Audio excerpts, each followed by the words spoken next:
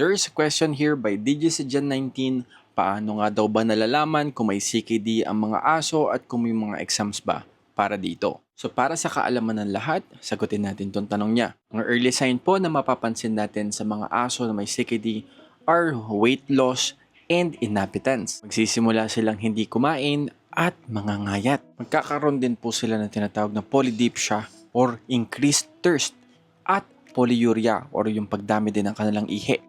Pananamlay, pagsusuka, and even bad breath, pwede nyo makita yan sa kanila. Papansin nyo din po na very dry ang kanilang coat at mga balat. You can also check their gums dahil po ang mga CKD po, pale ang kanilang mga gilagid. Ang kidney po kasi ang isa sa mga responsible sa pag-create ng dugo sa katawan. Kaya naman pag may CKD, most of the time, anemic po ang mga pasyente. Kaya pale ang kanilang mga gums. And to answer the question na lang din po kung paano nga ba nadadiagnose ng mga veterinarians ang CKD sa aso is this. Of course, nagsisimula po ang mga observation niyan sa mga fur parents sa kanilang mga aso sa bahay mismo. Nang sa ganun madala po itong mga dogs for examination sa mga hospitals or clinics. Kapag napansin nyo na yung mga senyales na binanggit natin kanina, huwag nyo na pong patagalin at dalhin nyo agad ang inyong mga aso for examination. Pagdating nyo naman po ng mga animal clinics or hospital, ito naman po yung mga dapat gawin o ginagawa ng mga veterinarians to diagnose. I-divide po natin sa 5 ang mga diagnostic examinations na gagawin. Dala po dito ang blood test. Napakahalaga po nito. Number 1 po dyan, ang complete blood count or CBC. Sunod po na ginagawa dito is yung blood chemistry examination kung saan kailangan makita po ng doktor ang BUN, creatinine, phosphorus at calcium levels ng katawan ng isang aso. Kasama po sa blood chemistry examination ang pag-check din po ng electrolytes level ng katawan ng isang aso. Sinisili po natin ba kung meron na bang electrolyte imbalance ang isang patient. Sabay na din po sa blood chemistry examination ng SDMA. Ang SDMA po stands with symmetric dimethyl arginine na ginagawa upang malaman ang early detection ng kidney dysfunction bago pa man tumaas ang creatinine ng isang pasyente. Yun po yung mga inclusions ng mga blood test na gagawin sa inyong aso. Punta naman tayo sa pangalawa, ang urinalysis. Sa urinalysis naman po ini-examine ng ihi ng inyong mga aso to check for the presence of dugo at mataas na protina sa kanilang ihi. Maaari na din po makita dito kung may crystals ba sa kanilang urinary bladder ang inyong mga aso. Urinalysis po kasama na din po napapatunayan kung kaya pa bang mag-concentrate ng urine ng kidney ng inyong mga aso by checking the specific gravity. Tatlong tinitingnan po dito is the protein to creatinine ratio upang malaman ng protein loss sa ihi ng inyong mga dog at ma-assess po natin ang severity ng kidney dysfunction. Pang-apat, your vet might perform imaging sa inyong dog. Kasama po dito ang ultrasound or x-ray to assess yung itsura ng kidney ng inyong mga aso. Lastly, kailangan din pong i-check ang blood pressure ng inyong mga aso.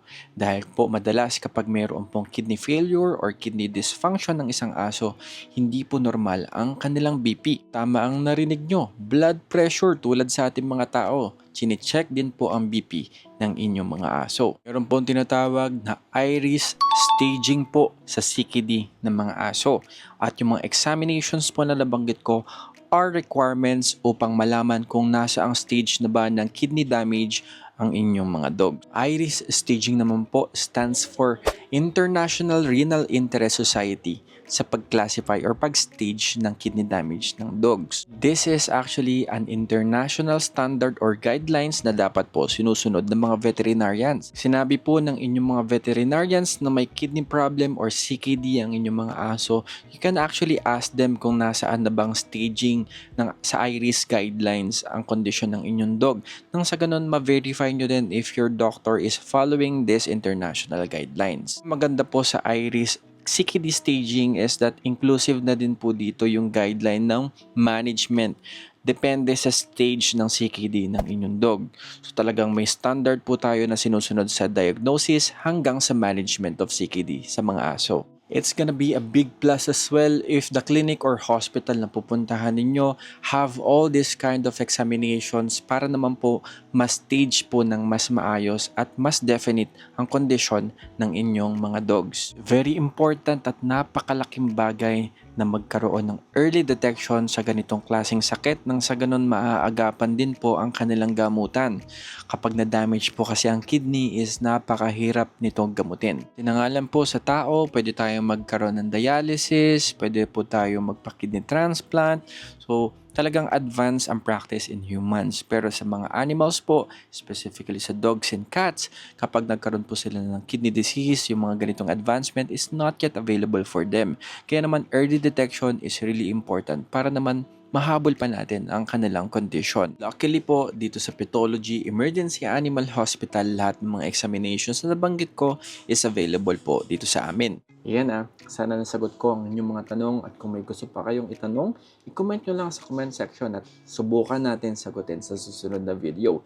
And nga pala, thank you so much for the Perfect Paws for sponsoring this video. Makakaabangan po ninyo sa 12/12 or dito parating na December 12, magkakaroon po ng promos or freebies uli sa loob ng isang linggo bago mag 12/12.